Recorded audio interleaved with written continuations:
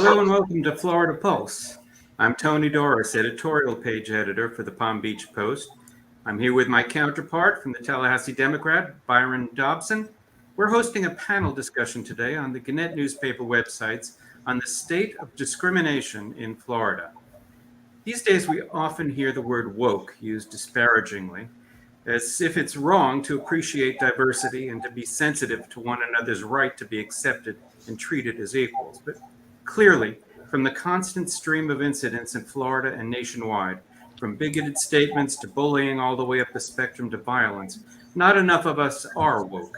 So today we have three panelists to help us outline issues they've experienced and to share thoughts on possible solutions. Our guests are Josephine Gahn, Vice President of the Jewish Community Relations Council of Jewish Federation of Palm Beach County, Wilfredo Ruiz, Florida Communications Director for the Council on Islamic American Relations, and Rose Charles, President of the Alpha Kappa Alpha sorority at Florida Gulf Coast University, where she's also involved in Black Student Alliance and the Multicultural and Leadership Development Center. I'd like all of you to just view this as an informal collegial conversation. Jump in where you like. Don't wait to be called on. I'll start by asking each of you to briefly describe how bad is it out there? What kinds of incidents or discrimination are your constituencies experiencing? Is it getting worse? Josephine, why don't you start? Thank you. And thank you so much for having me on this panel. I really look forward to the conversation. So from a Jewish perspective, Jews in the United States and around the world are facing a very difficult and dark time. Unfortunately, the oldest hatred is resurging. Anti-Semitism is like a virus and it never goes away, it just reemerges. It started re-emerging visibly about 15 to 20 years ago in Europe and about 10 years ago in the United States. And we've seen a dramatic increase in the number of anti-Semitic attacks and murders. Pittsburgh, Poway, Muncie, to name a few. And I'll give you just a few statistics because they bear this out and I think they're important. According to the FBI, attacks on Jews accounted for 58% of all religion-based hate crimes, the highest of any targeted religious group. The Anti-Defamation League's 2020 audit shows a slight decrease from the 41-year high of 2019. This is largely due to COVID lockdown, but there has thus been an increase in online anti-Semitism, COVID-related anti-Semitism, harassment, and Zoom bombing. Florida has seen a 40% increase in anti-Semitism in 2020. And when looking at the anti-Semitism arising from the recent conflict between Israel and Hamas in Gaza, anti-Semitic incidences in Florida increased 115% in May 2021 over the same month the previous year. The ADL statistics also show that this year, 63% of Jews in America have experienced or witnessed some form of anti-Semitism in the last 5 years.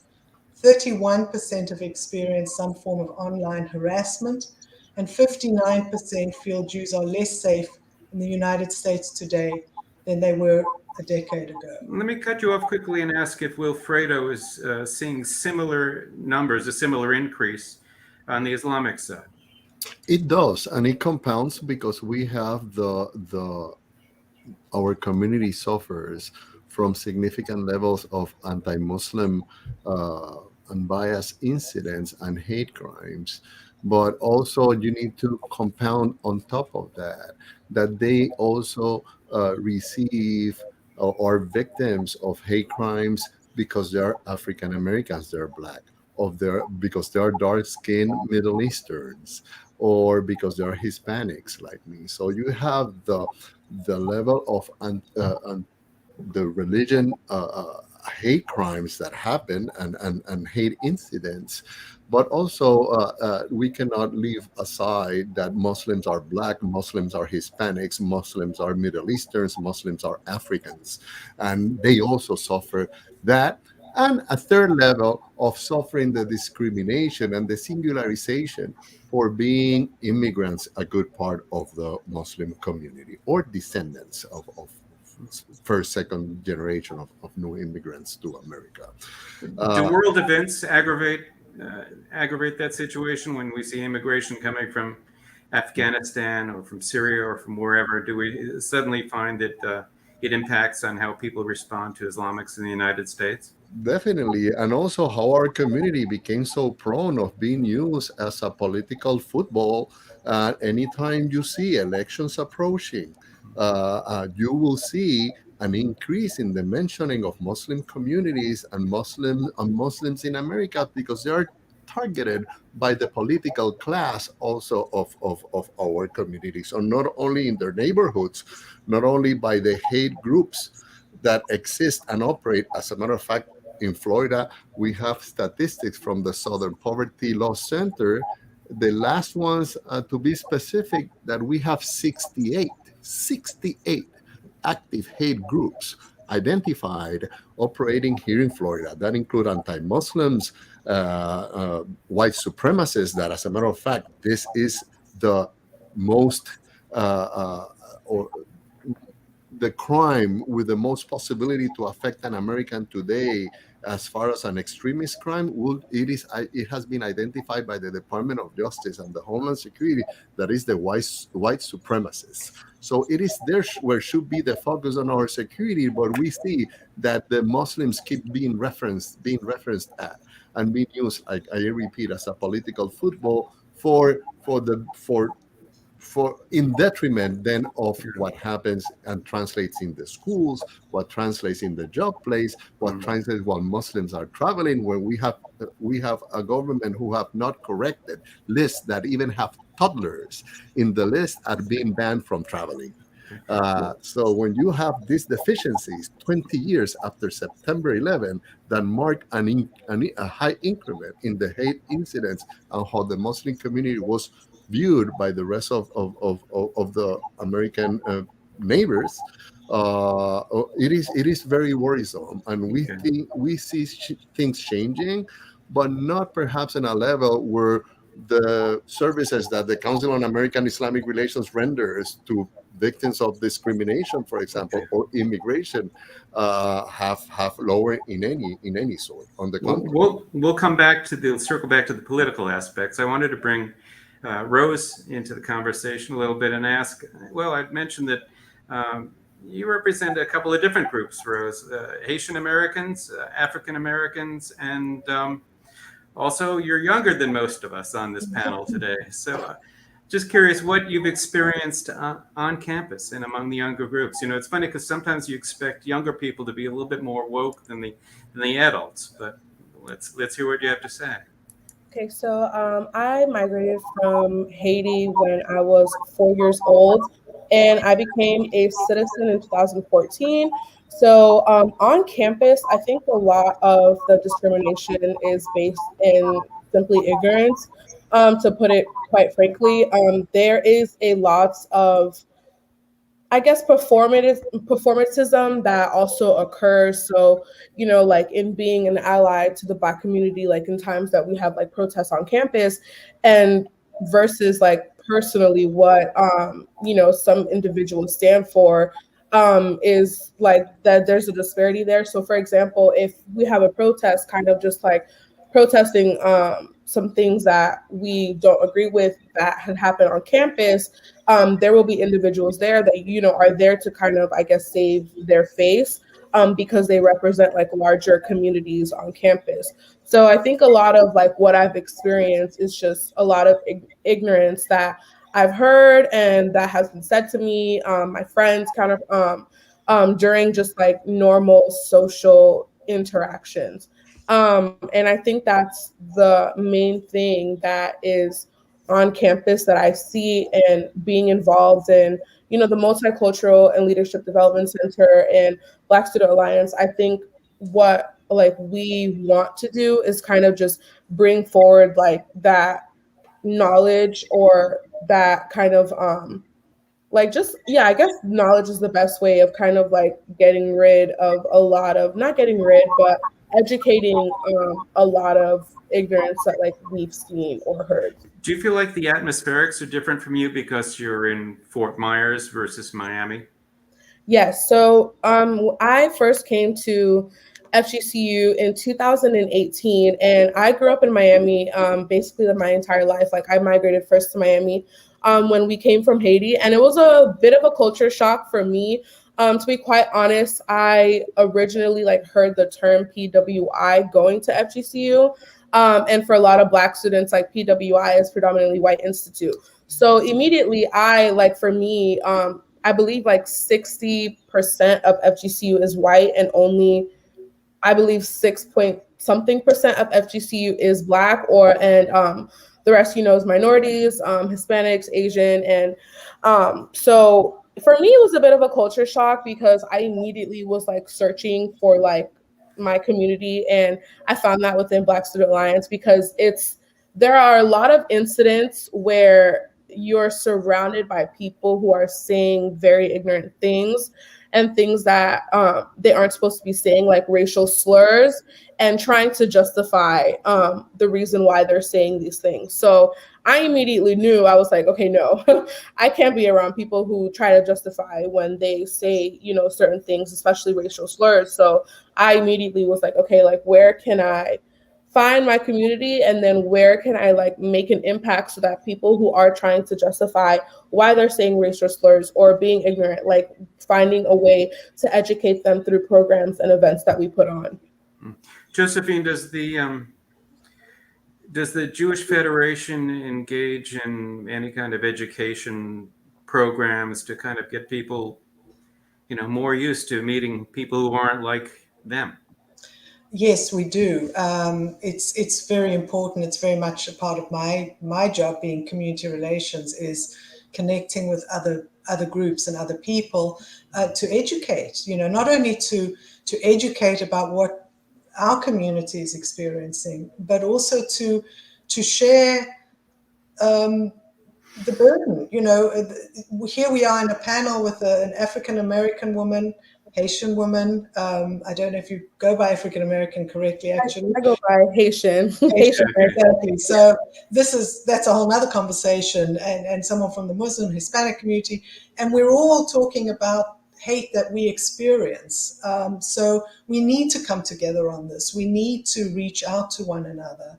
And the thing is, when you start to talk in these racial lines, and you talked about the woke environment, which is increasingly race essential, it leaves out some realities, because from a Jewish perspective, we are sort of falling in nowhere land. And Wilfredo talked about Muslims being Hispanic, being Black, being Arab, being every race under the sun. And that's the same for Jews. Because most people around here may only see white European Ashkenazi Jews, it doesn't mean that's who we are exclusively. We too are Black. We too are Asian. We too are Hispanic, etc., and Middle Eastern. So it's and we don't always fall neatly into this category that many people want to put people into now. And I think that is really to the detriment. We need to just, start to look at each other as human beings. I wonder if memories are fading, and that's part of the problem. I'm getting older, we're all getting older, and what seemed to me like very sharp memories of people talking or instructing me about the Holocaust, or me watching the civil rights movement on TV, or going to protests. It seems like memories of those events are not some things that younger people in our community share. So as the years go by, does the Holocaust get forgotten? Does the final result of anti-Semitism or bigotry or racism, does that get forgotten by younger generations? There's no question. This is the tragedy. The Holocaust, the reason it's taught, and we want it to be taught, is because this is the potential end result of hate, of hatred and bigotry. It's not benign. It can lead to mass murder. And the lessons are so crucial. But it's not only that are being forgotten, as certainly as survivors die out and it's not talked about, it's also being denied. And anti-Semites, this is a very favored part of what they are about, is they deny the reality of the Holocaust, even while there's still survivors and evidence. So, it's a very, very important conversation. But that too, we thought the Holocaust would be the end of anti-Semitism. Alas, it just for a while was unacceptable to express Jew hatred. That unacceptability is no more. Okay. Wilfredo, go ahead. Sure. Oh, you're muted. Tony, you mentioned a little earlier that historical events like the Holocaust are being forgotten. But I believe that in addition to that, we should be very honest and examine our own history.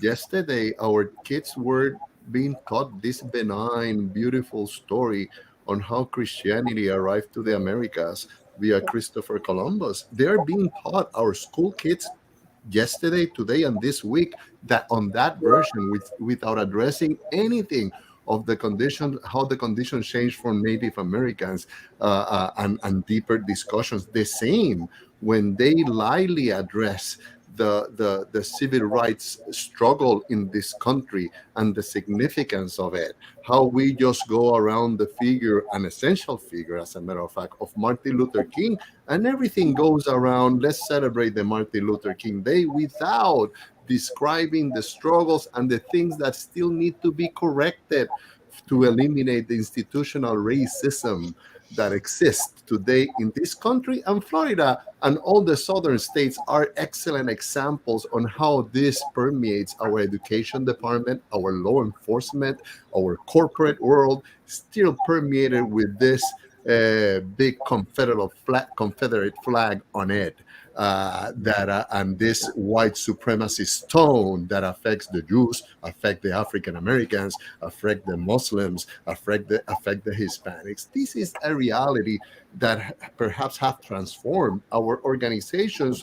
There are multiple immigrant organizations and others dealing with racial issues that we are experimenting a different relation in how they interact with us.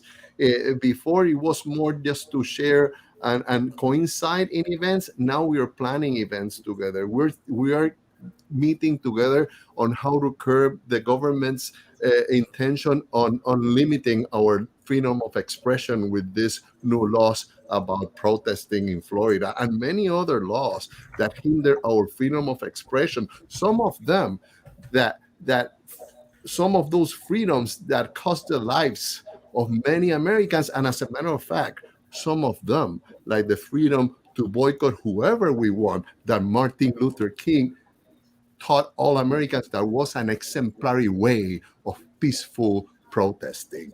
Let's talk about that. I have an idea where you're headed, but go ahead. Yeah, and this is being curbed by our legislative efforts in our state that are curbing the rights of our students in every level to criticize, for example, the Israeli policies towards Palestinians, and they're running immediately to equate that to anti-Semitism.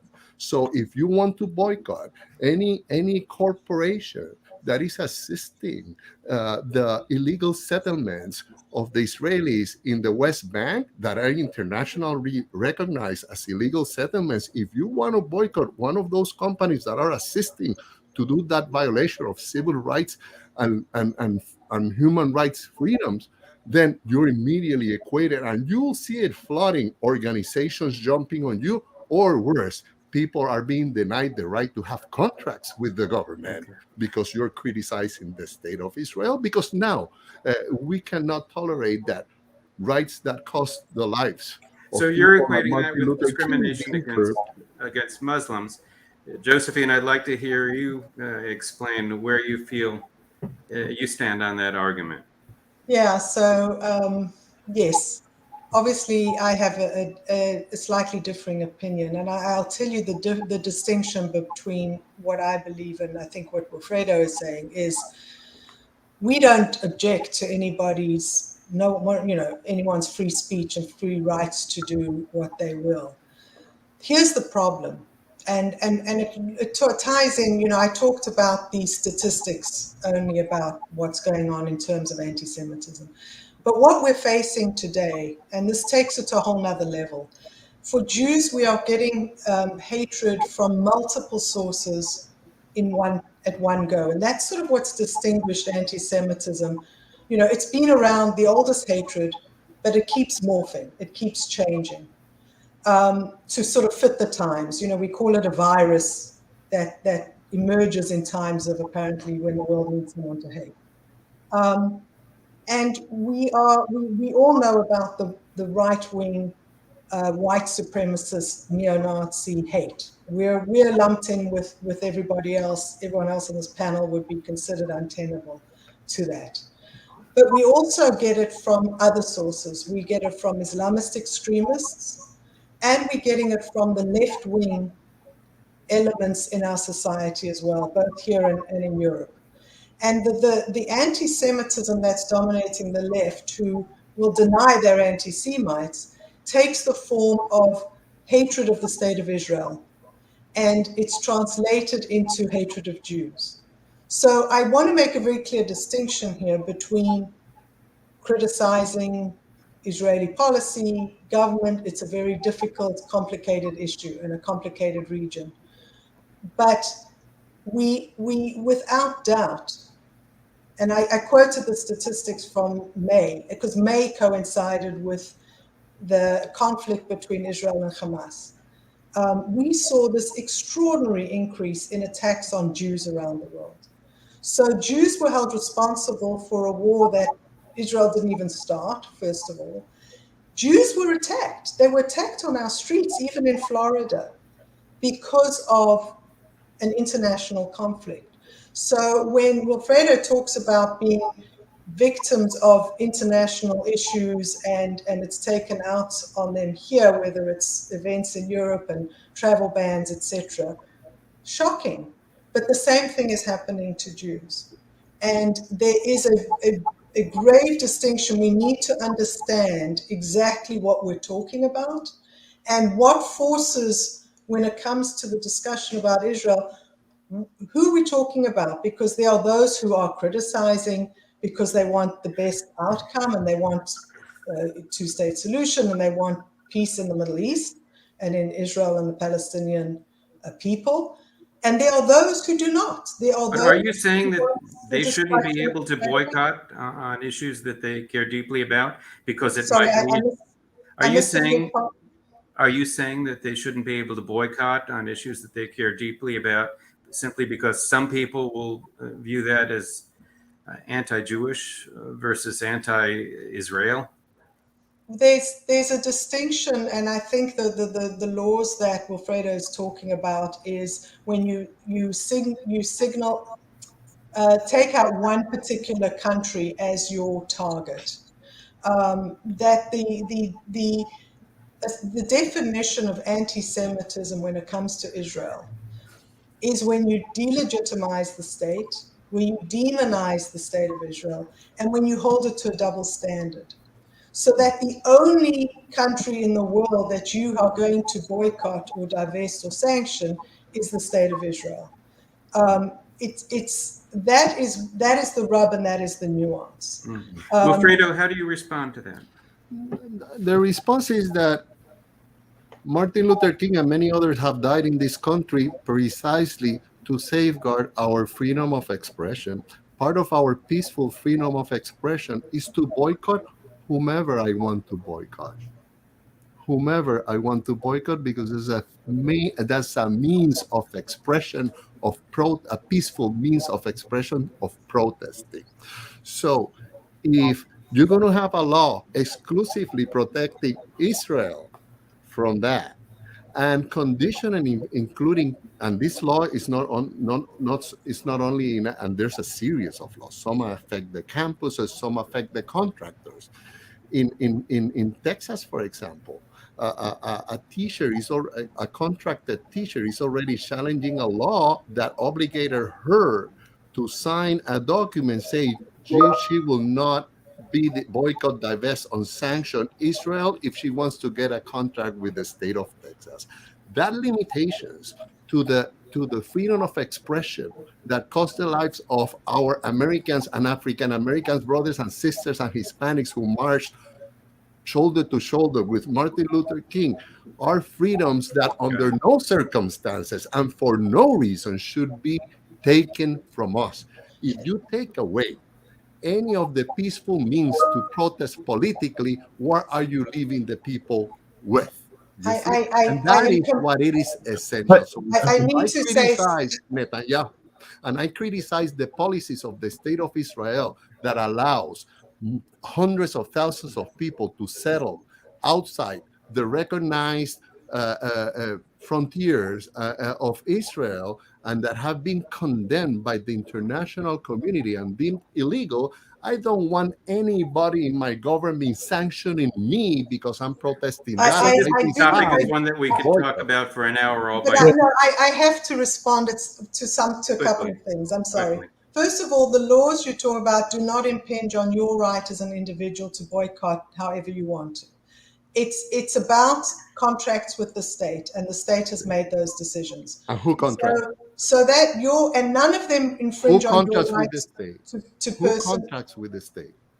Well, organizations. It's organizational Or a entities. teacher, like it happened in Texas, or somebody who's a printer, or somebody who does construction. And if you're going to hinder my ability to do business in America, because I'm critical of the state of Israel, and Wilfredo, let her have one short. There are just two other things I need to say on this. I don't want to get into a back and forth on this, but Jews stood side by side with Martin Luther King in the civil rights movement as much as anyone, and more so. There's a very strong history of identity and support and lives given Jewishly as well. So let's not forget that. The point with the boycott, divestment, and sanctions, you're talking about your right to do thus and so. Okay, we can agree to disagree. But I will tell you that the movement itself is not benign. It is not simply about your right to boycott, divest, and sanction. It is said by the founders of the movement that their goal is the elimination of the state of Israel. That is a very different goal, and it receives some very serious funding to make sure that this happens. So it's not just about your personal choice and your political opinion. It is a movement that is very powerful and has great intention of not having a Jewish state. And that needs to be said out there. Okay, let's get back more directly on our topic But of I'd like to- discrimination specifically. Byron, go ahead, please. Yes, can you hear me okay? Yes. Yes, I'd like to shift this a little bit to Rose. Rose, thanks for being on one of our guests here. I'm here in Tallahassee, and home of Florida A&M University, which is experiencing a major resurgence by students of color who want to return or want to the HBCU experience.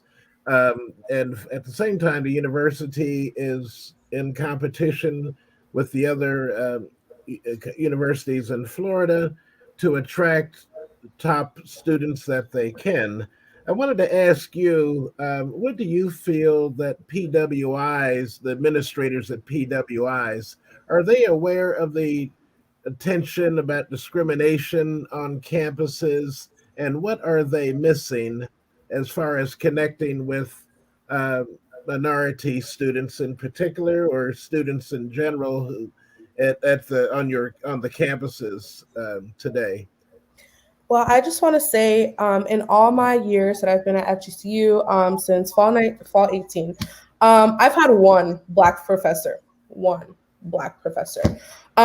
that already speaks a lot. And I think professors that I've had, I believe they are aware of the discrimination tension that is there, but I believe that some of them could be better at being educated, I believe.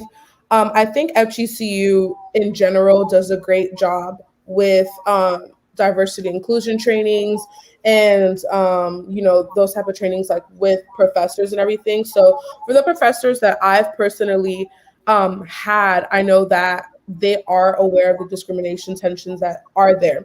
For other students that I know and my friends who have had other professors, they've had a completely different experience where they do believe that throughout their classes they've been discriminated against, where they were having conversation about like a social topic, and they weren't basically allowed to speak their mind, versus their white counterparts who were allowed to speak their mind because of a white professor. So although it doesn't exist in the program, well, I don't want to say it doesn't exist in the program that I'm in, although I've never experienced that with a professor, because my professors, even though only one has been Black, I do believe they are aware of the discrimination tension that's there. I do know, though, that other students who are my friends have experienced discrimination from their professors and have felt that tension.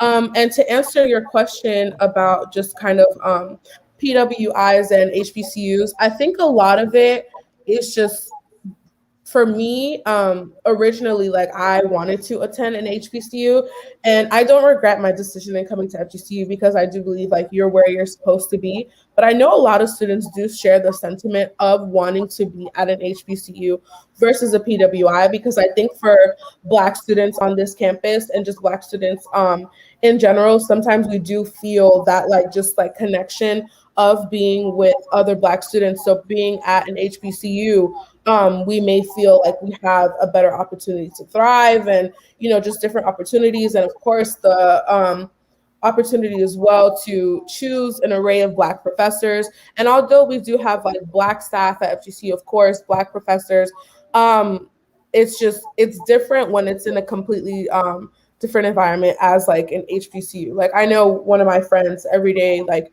I speak to him, he's like, oh, I wish I would have gone to HBCU. So it's just, differences that Black students feel, but we try to, I guess, make it like a community with, I guess, the main ways, like through NAACP on our campus, through BSA, through Black faculty and staff, professors, and everything like that. I wanted to follow up with a question there. With you're a member of the president of the Alpha Kappa Alpha chapter, one of the Divine Nine organizations there, and I wanted to ask you, how empowered do the Black students feel at your campus about approaching the leadership, the president's office, as well as attending trustees meetings to paint the picture of what you all are feeling, and what kind of response do you feel you would get if you did that? I guess, first of all, how empowered do you feel about addressing this on campus and having people understand this? And then what would you think would be the outcome of bringing this, like, publicly to the administration, including trustees? For me personally, I've never been someone who's kind of been shy of saying how they feel. And I think through NPHC and other Black organizations on campus, I think we've done already a great job of kind of just like voicing how we do feel.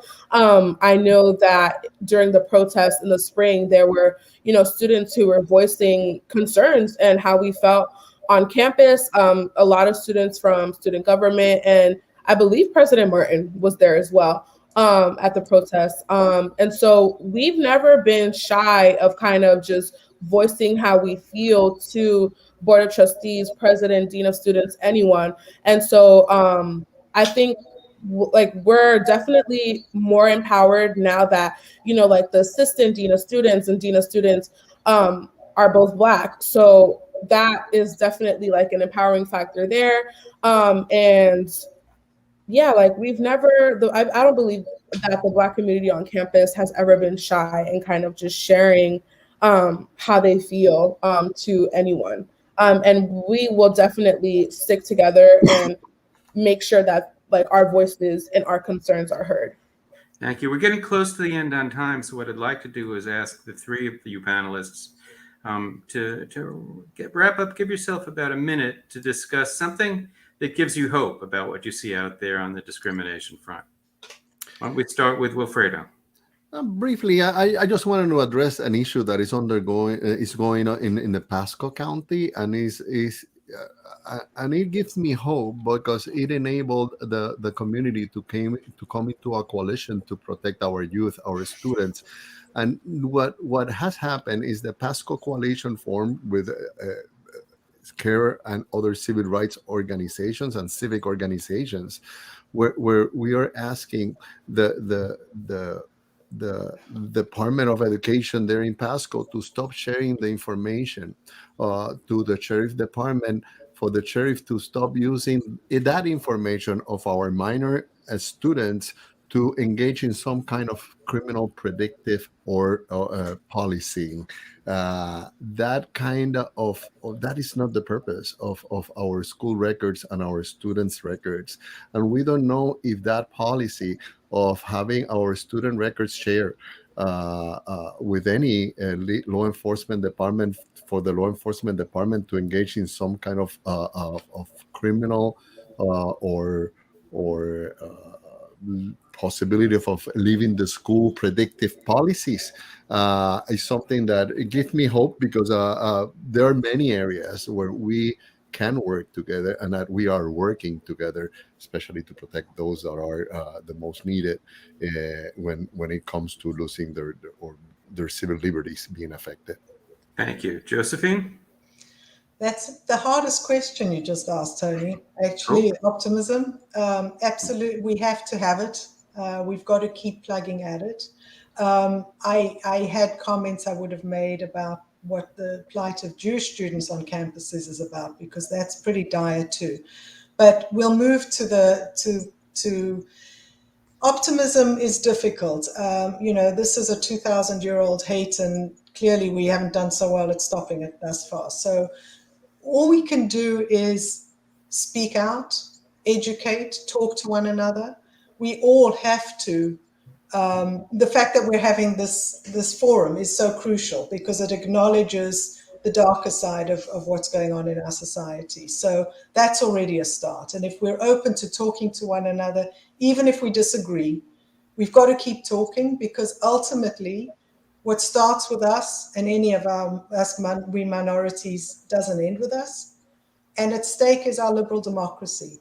So we have to really look at ourselves, look at others, and call it out, speak out against it whenever we can, regardless of your politics, your ideology, your ideological positions. We've got to speak out against hate, and we've got to stand together against it. And you've got here a panel of minorities. Certainly Jews are only 2% of the United States population. We're only 14 to 15 million people in the world. We can't do this alone. We need allies. We need people to stand up and be allies with us. So I guess the optimism comes from the hope that this conversation is happening, that we all recognize it, and we've all got to speak out against it. And hopefully, because it's not an optimistic time, I'm afraid. Thank you. Rose, what gives you hope? What gives me hope? That's a great question. I think education and awareness. For me, I think education is the biggest thing. So just being able to educate everyone, educate and bring awareness to the issues, and kind of just being able to like weed out ignorance, I think for me is my biggest hope, because through education, like I've been empowered. So I would say education. Okay, thank you.